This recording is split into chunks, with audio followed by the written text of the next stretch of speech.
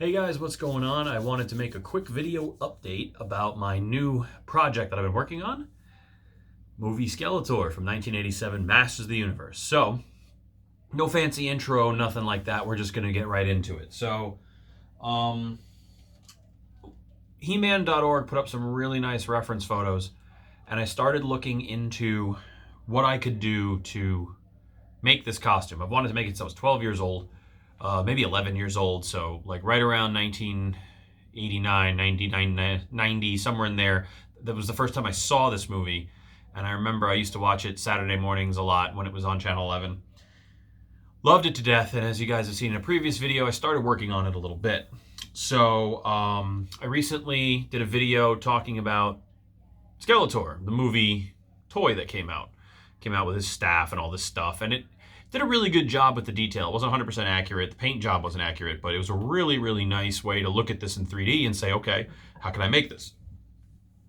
The face was a bit of an issue. I originally had been using a Red Skull mask that I repainted, and that was working okay. I made some modifications to it, but then I came across these gentlemen, and this is a bust that they sell. And after a little back and forth and talks and things like that, they hit me up with a mask, and it wasn't cheap, but it's absolutely gorgeous. Looks great, and I'm going to show it to you in a minute. But I want to kind of show you what we're dealing with here. So there's a lot of aspects to this costume. The first and the major one is there's chest armor, belt, shoulder pauldrons, a cod piece that all have a matching style, this sort of zigzag pattern. And that was the first thing I tackled, and I'll go into more detail with it. But once I did that, I went after the forearm gauntlets. Now, there's some discrepancy between the toy and the screen used, but they were pretty straightforward. I did find out that Golden God Skeletor is the exact same molds for all the armor and pieces as what's known as, I guess, Dark Despo Skeletor. I don't know what you call him. I call him Dark Lord Skeletor, but... And so I was able to use that to kind of extrapolate what the gauntlets should look like for the most part, and I feel like I came to a really good place with that. And right now I have it on a mannequin just to kind of see what's up. Hood, mask, the whole shebang. So I'm going to take some of these things off in individual pieces and show them to you. First things first, let's kind of take a look at this mask. So this is the sculpt of the Skeletor, and it's absolutely phenomenal. The mouth does move. There is an ability for me to speak through it, limited. I may have to make some modifications to open this up just a wee bit so I can speak a little easier. I'm going to be attaching this. They came without an elastic attached to it by my request because I didn't necessarily want elastic in it. I wanted to potentially look at attaching it another way, and I've been working on ways to do that.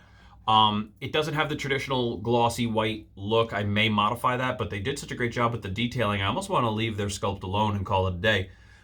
There's a lot of room in the chin that needs to be padded. Otherwise, it's not going to pick up on my jaw pattern. So if I were to take this off and put it over my face, you're not going to get a ton of movement. But if I pull it tight, I then start to get some of the movement. So that's essentially what I'm going to try to resolve, is how do I pull this tight enough and attach this in such a way. I may have to make some slits or modifications, but since it's going to be under the hood most of the time, I don't feel I need a full face, a full head cowl or anything like that. And I tend to I'm probably going to modify a lot of this with the hood because I'm bald already, and then I may just use most of the hood's detail, cover that in layers of liquid latex and things like that. There's a lot of ways I could go with this. But for now, I'm really happy with the mask. As we continue to kind of break this down, I haven't worked the fabric quite the way I want just yet, but we are using just a standard velvet. There's a couple different capes you need to do this. This is the main piece of cloth I'm using for the most part.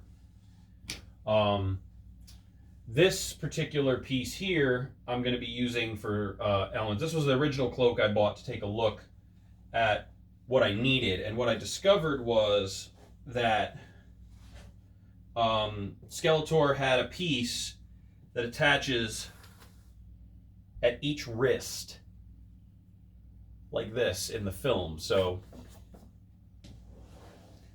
the wrist has an attachment of cape So what I'm going to do is I'm going to make a couple of, and I think I just popped the arm out on this very, very cheap mannequin, but I'm going to actually, I did pop it out. How do I do this? This guy goes like this. It's not as easy as you think it would be. You think doing arms would be easier. There it is. All right, cool. I'll pop off one of these so we can take a look at it. I would really appreciate you not falling. It doesn't stand as well as I'd like, but does the job. The forearm gauntlets are kind of cool. I designed them to close with Velcro on each side so they hold on. It's not the best. I'm going to have to modify it. This is actually a left hand, so it goes here. And it sort of has, the male side is on this elevated piece. The female side is just here, so you literally just strap it on and tighten it, and that should call it a day. But it's not quite as tight as I'd like. I may have to revisit with magnets or whatever. But it's got this piece that's additionally high. It's all made with standard, I believe, 10 millimeter EVA foam. The detail was put in. These are actual fastener studs that I put in. I sort of went with the look. I went with the look that the toy has a little bit. There's just some striation in there, but it turns out there was a little bit more of a deviation with this, so I used silver coloring to sort of allude to that. The inside actually is supposed to have red stones at all the joints. Actually, I believe they're LEDs, but I'm just going to use red gems there and the little disc that goes there. This piece is just a half of a dowel trimmed down to size. Now, Skeletor's does jet off the back a little bit and make a bit of a nub. I'm not doing that. Because again, it's as limited. This piece is just a placeholder. There's going to be a sort of like a tech detail that goes here, and then a little strip right here in between. Then there's the two little disc pieces, which is just another piece of like 5 millimeter EVA foam with some lipstick caps just diced in. And then this little silver piece with the nubs is actually supposed to be a strip with light up, which I'm not going to have. I'm not making these light up. And then right over here, there's supposed to be 4 more little white squares, and maybe I'll make one like orange because they did light up. And then the separator has an elevation piece. There should be some height to this, but I really don't want the gauntlets catching on everything, so I did streamline them just a little bit. And they really have a nice feel, and there will be an attachment for that cape through here. And the main thing that I did that I really like is I took half dowels and I covered the back ends and the front ends just to make them round off a little bit. And it has a really nice feel and a really nice look to it. So I'm really happy with the gauntlets. If we want to actually, I'm just going to grab this and we're going to go this route. We're going to do this thing. So the chest armor, let's just spin it. The chest armor is kind of unique because I did a couple different things with it. I wanted some of the purple to show up. There is a bit of a purple hue to it in the screen used. I did get a lot of good reference photos. So what I did was I started with a basic piece of 10 millimeter EVA, and I started to Dremel away at it using X-Acto knives, cutting out the shapes I wanted, dremeling in some pattern and things like that to really kind of get the relief that I wanted. Once I had done that, I then went in with white foam clay and created the texture and elevation I wanted in certain areas that the screen-used armor had. I then hit the whole thing with purple Plastidip. Now, the black reacted one way. My cat. The black reacted one way and the white reacted another, and it gave me that two-tone look that I really wanted. I continued to add the foam where I needed to, and then went in and painted that a second time with additional red, and then, of course, those dowels. So this has a strap, a leather strap put on that wraps around the back that I can tighten, and then just standard EVA strips for over the shoulders, although I'm looking to mount these directly onto the strap in the back using a Y harness. So this looks very loose on the dummy, but it fits me well. Now, this was an old Kylo Ren belt that I had. I had multiples of these, and I used that. I ripped his buckle off and replaced it with my own that I had made, and I'm going to secure this down more so, and then the skirt will attach to this and go under this, and that's what contains a lot of the detail, which all has to be sculpted, which, of course, is all that. So as you can see, this belt kind of had that look to it. So I went, okay, I can use a Kylo Ren belt for that and do this belt buckle, which I did, although mine is meant to look a little bit more like the screen-used version. I may gloss this up a little bit and do some final paint detailing down the line, but same principle. The black comes out a lot darker than the white, so this is all white. This is all white.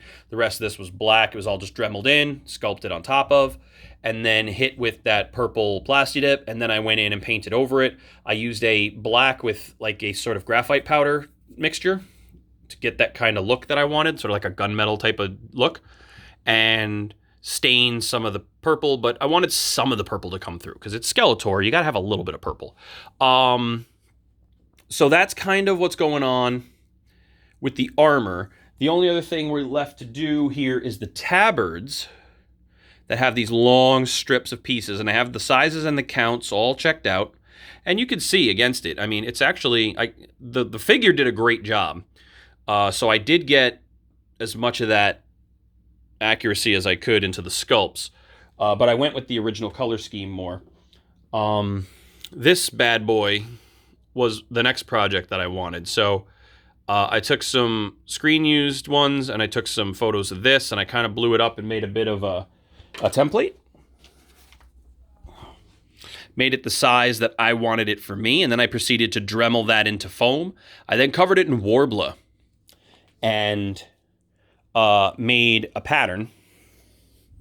And then that left me with a big steel rod, a connector, and then my piece. So this really, this was just like a toy. I hacked it up, patted it in with foam clay and Warbler to kind of get it on there the way I wanted. And then that was the Dremeled side. This is the Warbler side, which is what I use to attach it. And that's a piece of 1-inch PVC. That's a coupler onto a 1-inch pipe. I will then finish decorating this and putting the horns on it that I'm supposed to. But when you look at it next to, let me just put it on the mannequin here. When you look at the mannequin's height, which is a 6-foot mannequin, it sits high. So I'm about that height, I'm about 6'1", so it'll sit just a little higher than me, which is kind of what I'm looking for. I want to be able to take it in and out of places, but I'm really happy with the staff. I think it looks great. I made it a little golder than the screen-used one. The screen-used one is gold. You can get a kind of big look at it there. The screen-used one is gold, but it's very dark. It's very, very dark. And so you don't get a ton of the gold picked up, but the action figure did it like this. And I like that look so much, I decided to kind of go with a hybrid look of the two. I kind of dig that. So this little piece down here, we're going to Warbler on these little strips and create these little horn pieces and this little wrap around, and then put on these little rings and call it a day, and then the bottom, of course. But so we're looking at that being done. So the gauntlets, all that was good. Like I said, the last thing is the tabards, and the tabards are kind of interesting because I'm going to end up casting a lot of them.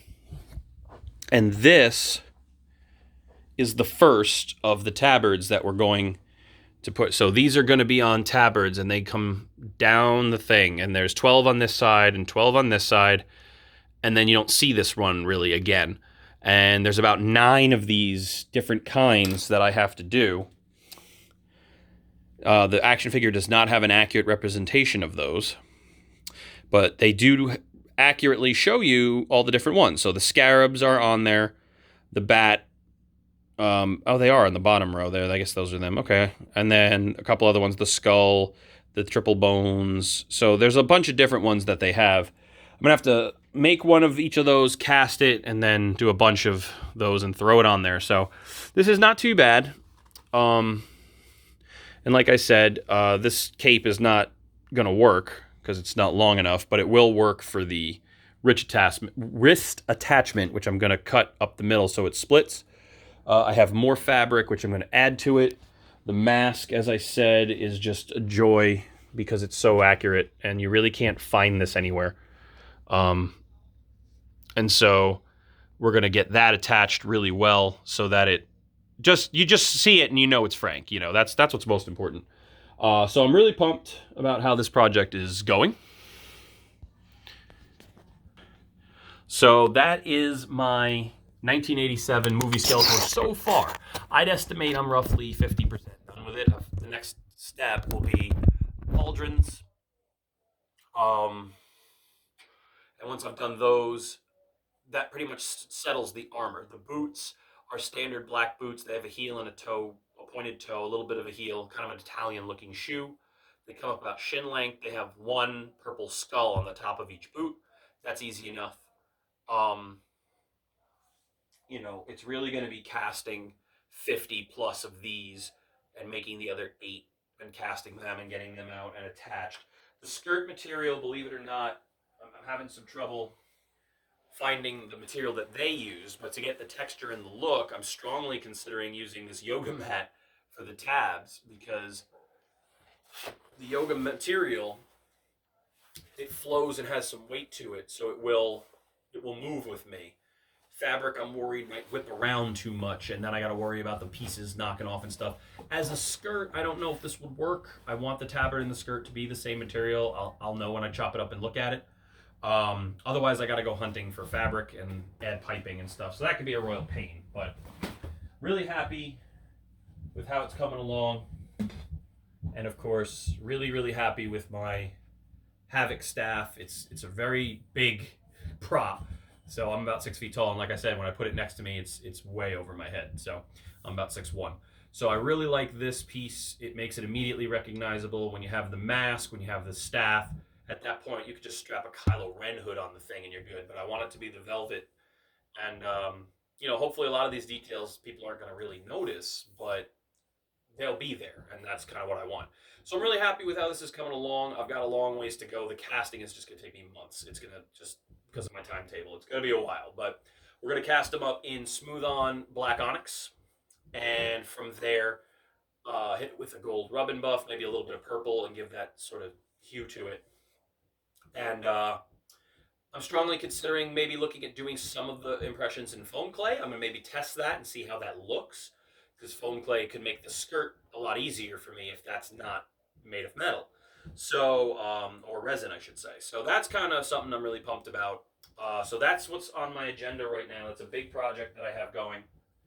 I also have a few other projects that are fairly on their way. I will have a video coming up very soon focusing on the Sword of Truth from Legend of the Seeker. I have a lot more Ash versus Evil Dead stuff coming down.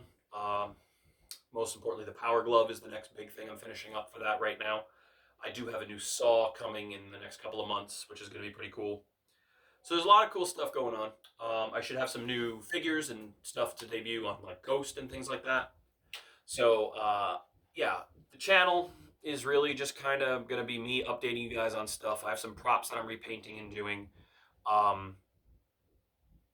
Yeah, I've had a lot going on, but right now I'm really immersed in getting the Skeletor wrapped up. So hopefully you guys continue to follow that. Masters of the Universe is about to come back in a big way, and I'd love to have him ready when that happens, so that we can give some love to the old Goddard film, because it's my favorite performance by an actor in a film, and really loved Frank Langella's Skeletor. So that's where we're at. I'm gonna throw most of this stuff back on the mannequin so I can keep it in one place. Thanks, and keep checking out what I got coming. Later.